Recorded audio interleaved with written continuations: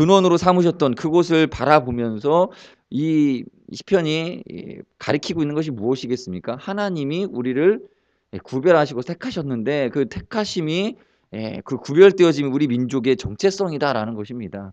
그래서 그것을 소망하는 것이죠. 지금 비록 포로의 어떤 포로기의 역사를 겪고 있지만 그러나 하나님께서 과거에 우리에게 찬란하게 주셨던 하나님의 선택 속에서 누렸던 그 은혜를 이제 기다리고 소망한다라는 것이죠. 그래서 그 원인, 하나님께 택하신 그 원인이 무엇입니까? 2절에서 그 원인을 그 선택의 기초를 무엇에 두고 있습니까? 사랑이다라는 것입니다. 하나님 왜 나를 택하셨습니까? 우리 그렇게 생각하지 않습니까? 처음에 우리가 예수 그리스도를 믿고 구원받았을 때 감격하면서 하나님이 어떻게 나를 택하셨는가? 왜 나를 선택하셨는가? 를 생각할 때 그 원인을 찾는데 어디서 찾습니까? 나의 어떠함이 아니라 그저 하나님의 사랑입니다. 2절에 여호와께서 야곱의 모든 거처보다 시온의 문들을 사랑하시는도다. 하나님의 사랑이 하나님의 택하시고 선택하신 그 근거입니다. 출발점입니다. 그래서 원인이 무엇입니까? 하나님 사랑이다라는 것이죠. 우리는 모든 일들, 우리 어떤 일들이 벌어졌을 때에 왜 이런 일들이 벌어졌지?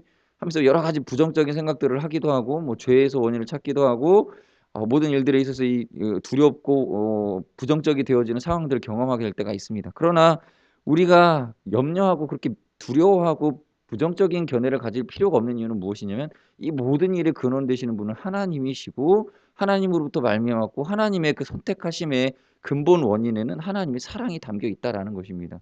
그래서 지금 우리 눈에는 당장 보이는 일들이 어떤 것들이 이렇게 부정적인 상황일 수도 있습니다. 그러나 이 모든 하나님의 결정 속에 하나님의 사랑이 근거다라는 것을 생각할 때에는 우리 마음이 항상 기쁠 수밖에 없는 것이죠. 모든 하나님의 사랑이 근원이 되어지기 때문에 감사할 수밖에 없습니다. 왜죠? 과정이야 어찌 되었든 지금이 어떤 과정과 어떤 상황 속에 놓여 있든 그 원인은 하나님의 사랑에 놓여 있기 때문입니다.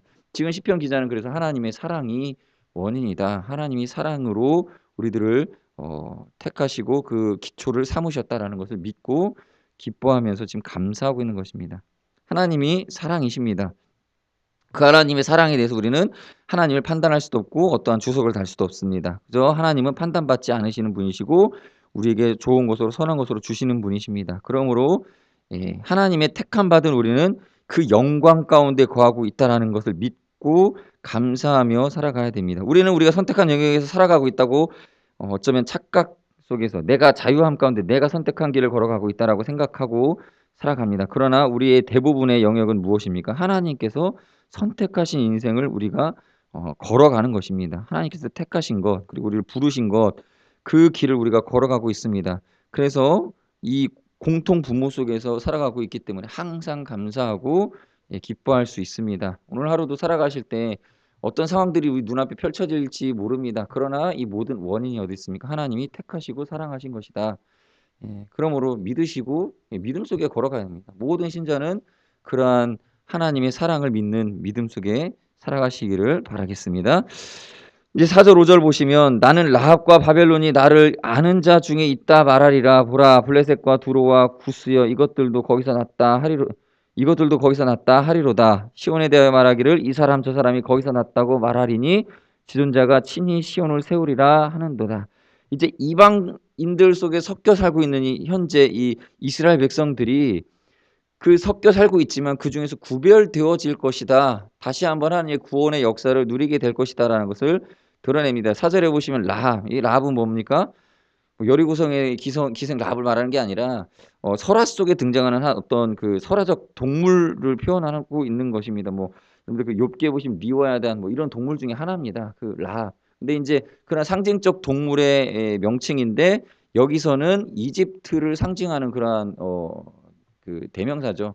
이집트라는 얘기예요. 사실 이집트와 바벨론 이런 이방들 강력한 그때 당시 권력을 가지고 있었던 힘을 가지고 있었던 열강 중에서도 이렇게 외쳐진다는 거예요. 나를 아는 자 중에 있다. 그러니까 누굽니까? 나는 라합과 바벨론이 나를 아는 자 중에 있다 말하리라. 그러니까 하나님의 택하심 속에 구별되어진 어떤 존재로서 우리가 드러나게 될 것이다라는 표현을 하는 것이죠. 보라 블레셋과 두로와 구스여 이것도 무엇입니까? 이스라엘 주위에 있던 그런 약한 여러 소수민 그 작은 나라들이죠. 이런 나라들에게서도 거기서 하나님께서 나를 시온에서 구원하셨다. 그러니까 시온으로부터 우리가 돌아가게 될 것이다. 그 정체성을 다시 찾게 될 것이다라는 얘기입니다. 그래서 5 절에서 시온에 대하여 말하기를 이 사람 저 사람이 거기서 났다고 말하리니, 그러니까 이 사람들 고향이 저 사람도 고향이 이스라엘 사람이고 저 사람도 이스라엘 사람이다. 저 사람도 예루살렘에서 온 사람이다라고 말할 수 있게끔 구별되어져 구원받는 날, 그날이 있다라는 것입니다. 그렇게 해서 구별되어져 하나님 앞에서, 사람들 앞에서 그 영광, 하나님께 택함 받은 것이 얼마나 큰 영광인지 그들의 부러움을 사고 그들에게 그 정체가 드러나게 되고 높임 받아지고 칭함 받게 된다라는 것이죠. 여러분, 우리가 집에는 그릇이 여러 개 있습니다. 그중에 주인의 손에 들려 올려지는 그릇은 한두 개죠. 식탁에 놓여지는 그릇은 일부분입니다. 택함 받은 그릇은 한 번 더 씻어지고 닦아지고 귀한 음식을 담게 되고 여러 사람들 앞에서 아름다움을 뽐내게 됩니다. 음식을 차린 주인에게는 이 그릇에 담겨져 있는, 그리고 이 그릇, 이 아름다운 이 그릇들이 자랑이 되고 또 즐거운 교제 시간에 동참이 되어집니다. 그렇게 우리는 하나님께 들려 올려지고 택함 받게 되어집니다. 다시 귀하게 여김 받아 주인의 가까운 곳에서 주인의 영광에 동참하게 됩니다. 하나님께 택함 받은 우리는 비록 어떠한 상황이 우리 가운데서 잠시 우리를 세상 사람들에게 섞여 있어서 존재감을 드러내지 못하는 생명력 없는 삶을 살고 있는 것 같이 보이는 상황을 놓인다 할지라도 하나님의 택하심은 우리를 다시 영광스럽게 꺼내어 구별하실 것이고 생명력 있고 즐거움 가운데 동참케 하시는 하나님의 부르심이 있다라는 것입니다. 그러므로 지금 우리가 살아가는 이 땅 가운데 하나님의 택하심을 바라고 또 그 구원을 간절히 소망하며 기다리는 그런 믿음이 우리 가운데 있어야 되겠습니다. 이제 6절에서 7절을 보시면 여호와께서 민족들을 등록하실 때에는 그 수를 세시며 이 사람이 거기서 났다 하시리로다. 노래하는 자와 뛰어노는 자들이 말하기를 나의 모든 근원이 내게 있다 하리로다 라고 선포하고 있습니다. 이제 주님은 자신이 택하시고 구원하신 민족들을 다시 등록하는, 6절에 보시면 등록한다라고 표현하고 있습니다. 수를 세셨다라는 것이죠. 정확하게 택한 백성들을 조금의 실수도 없이 이 명단을 보시면서 부르신다라는 것이죠. 그때 우리는 그 근본 하나님의 자녀된 상태, 그것을 증명할 수 있는 신분을 가지고 나아가게 됩니다. 확실한 것입니다. 이번에 시리아 난민이 이렇게 유럽 대륙을 들어갈 때 등록도 제대로 되지 않고 그러다 보니까 테러 이런 일들이 벌어지긴 했는데, 우리는 그렇게 들어가는 게 아니에요. 하나님 나라 들어갈 때에 정확하게 하나님께서 우리의 명단을 부르시고 구원하실 때 우리 한 사람 한 사람을 구별하시고, 여러분 우리가 살아가는 것도 그렇게 살아가는 것입니다. 이 땅 여러 무리에 섞여서 그렇게 살아가는 것이 아니라 하나님의 눈에 이렇게 정확하게 우리의 이름이 호명되어지고 이렇게 바라보아지고 귀 여김을 받아 머리털까지 세신바 되어진 그러한 삶을 우리가 살아가다가 또 그렇게 구원받게 될 것입니다.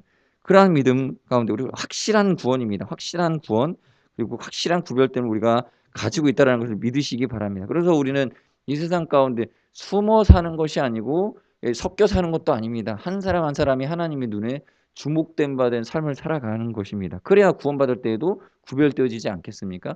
그래서 이렇게 그 구별되어진 그 순간을 우리에게 지금 보여줍니다. 6절에서는 민족들을 등록하실 때에 이렇게 표현하시면서 구원받을 때 한 사람 한 사람을 세시고 부르신다라는 것이죠. 그때의 그런 모습을 보게 될 텐데 지금 우리가 살아가는 삶이 어떠하여야 되겠습니까? 지금 구별된 삶을 살아야 된다라는 것입니다. 그리고 7절에 보시면 그 구원받을 때 그 사람이 어떤 기쁨 가운데 놓였는지를 묘사하고 있죠. 노래하는 자와 뛰어노는 자들이 말하기를 나의 모든 근원이 네게 있다 하리로다.